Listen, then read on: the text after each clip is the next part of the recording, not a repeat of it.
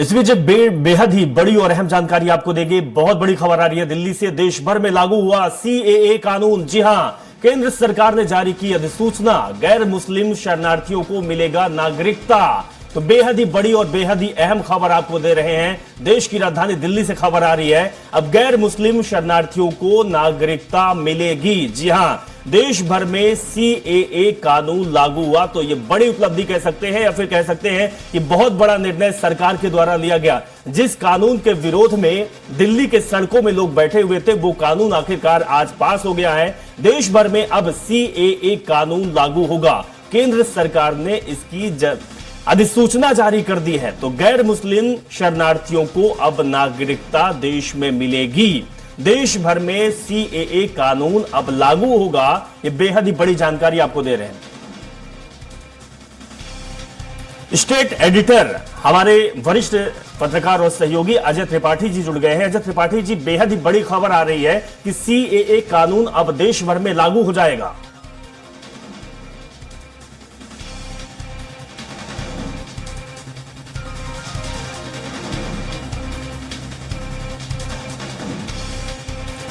State editor Ajay Tripathi ji हमारे साथ जुड़ गए हैं। त्रिपाठी जी, जिस तरीके से जानकारी आ रही है कि सरकार ने बेहद ही बड़ा कदम उठा दिया, जिस कानून का विरोध चल रहा था, अब आखिरकार सीएए कानून देश में लागू हो गया। स्वाभाविक रूप से लोकसभा चुनाव के पहले इतनी बड़ा फैसला लेना सरकार करे, लेकिन इतना बड़ा फैसला लेना स्वाभाविक रूप से ये पॉलिटिकल माइलेज बीजेपी को देगा, क्योंकि हिंदुस्तान में जिस तरह से वोटों का परिवर्तन हो जाता है वो बीजेपी की अपनी मर्जी में और नरेंद्र मोदी और अमित शाह का अपना जिस तरह काम करने का मुझे लग रहा है कि जिस तरह से ये अधिसूचना जारी की गई, इसमें साफ मैसेज जा रहा है कि भाजपा किस कॉन्ट्रैक्ट के साथ काम करना चाहती, किस टारगेट के साथ काम करना चाहती।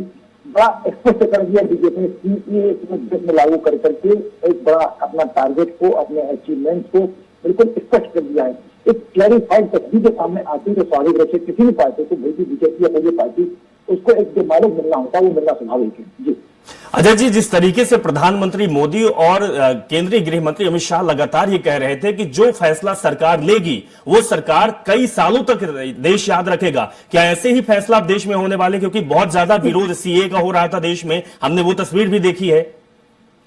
स्वाभाविक रूप से हमने उसको एक्सपेरिमेंटल के तौर पर कुछ राज्यों में लागू करके देखा। पश्चिम बंगाल में जिस तरह से हुआ, दिल्ली में जिस तरह से लंबा धरना चला, उसके बावजूद अगर सरकार सीएए को पूरे देश में लागू कर रही है, वो भी लोकसभा चुनाव की दहली पर खड़ी है सरकार, ऐसे में लागू कर रही है, स्वाभाविक रूप से उनके मन में से प्लान होगा और इसका क्या नफा नुकसान हो सकता है परिवर्तन के बाद ये सोचा गया होगा, समझा गया। बीजेपी का अपने थिंक टैंक के बने उन्होंने देखा होगा, सब कुछ एनालिसिस किया होगा, उसके बाद ये डिसीजन लिया गया है। लेकिन ये तय है कि इस बार जो फैसला जो लागू हुआ है ये लंबे समय तक फैसला रहेगा और आने वाली लोकसभा चुनाव में ये बहुत बड़ा मुद्दा बन जाएगा। जी अजय जी, आपसे हम सरल और सहज भाषा में जानना चाहेंगे, हमारे दर्शक भी जानना चाहेंगे, संदेश पहुंचे कि आखिर सीएए कानून क्या है, किस लिए अभी तक रुका था और लोगों को क्या फायदा होने वाला है, और इसके साथ ही जिसका विरोध हो रहा था तो नुकसान क्या होगा? देखिए, बहुत सारे स्टेट ऐसे पश्चिम बंगाल होगा, असम होगा, ये बहुत सारे स्टेट ऐसे की जैसे इसमें बहुत सारे जो शरणार्थी होते चाहे पाकिस्तान के हों, बांग्लादेश के हों, बर्मा के हों, ये तमाम लोग वहां अगर बढ़ गए हैं, उनकी कोई एक रिकॉर्ड नहीं है। तो अब सरकार रिकॉर्ड करना चाहती है कि 1971 एक पैरामीटर बन जाएगा। 1971 के बाद या 1967 के बाद जो लोग देश में रह रहे हैं वो ही माने जाएंगे। सबको एक अपना बेसिक इंफॉर्मेशन देनी पड़ेगी कि आप इस देश के, इस धरती के, इस राज्य के, इस जिले के जहाँ भी रह रहे हैं वहाँ के नेटिव हैं। और नेटिव का पैरामीटर बन जाएगा कि 1977 को माना जाएगा, 67 को माना जाएगा, 64 को माना जाएगा, एक अप्रोच पैरामीटर कर जाएगा। उसके बाद जो लोग हैं इसमें क्या फायदा होगा कि अभी जो गैर नागरिक लोग हैं, जो तमाम मुस्लिम हों या अन्य लोग हैं जो बाहर के देश में जाके शरणार्थी के रूप में रह रहे हैं और सरकार के तमाम फैसलों की, तमाम उन सुविधाओं की, उनको सुविधाओं की जो फायदा मिल रहा है उससे सरकार को फायदा होगा। सरकार ये तय कर सकेगी। सरकार का अपना मानना है कि एक सरकार के पास अभी कैसा कोई स्कीम नहीं जिसमें वास्तव में कितने नागरिक है जिनको भी सरकार की जो सामाजिक न्याय योजना रहती है, बीजेपी का जो पैसा होता है उसमें जो कितने लोगों को देना है, वो कई बार होता है कि 10 लाख से 10 करोड़ लोगों के लिए प्लान किया और जाकर के खर्च होता है 12 करोड़ लोगों के।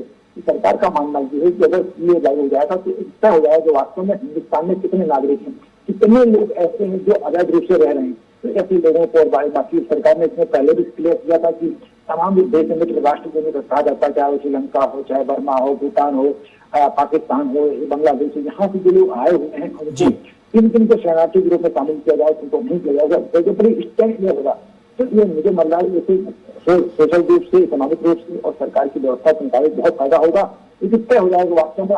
अभी हम तो कहते हैं कि हमको 1,40 करोड़ लोग हो गए हैं, लेकिन वास्तविक जनसंख्या हिंदुस्तान की कितनी है और जो तमाम योजनाएं बनती है लाभ कितने लोगों तक कैसे पहुंच सकता है, इसका फायदा मिलेगा। अब पोलराइजेशन पॉलिटिकल अगर बात करें तो लोकसभा चुनाव जो पोलराइजेशन होना है वो जी। हो जाएगा, उसका लाभ बीजेपी उठाना चाहेगी। जी। बिल्कुल अजय जी, तो कह सकते हैं कि सरकार का यह बेहद ही बड़ा कदम है जो चुनाव के ऐन वक्त सरकार ने लिया है। बहुत बहुत शुक्रिया अजय जी, आप हमारे साथ जुड़े और तमाम जानकारी आपने दी।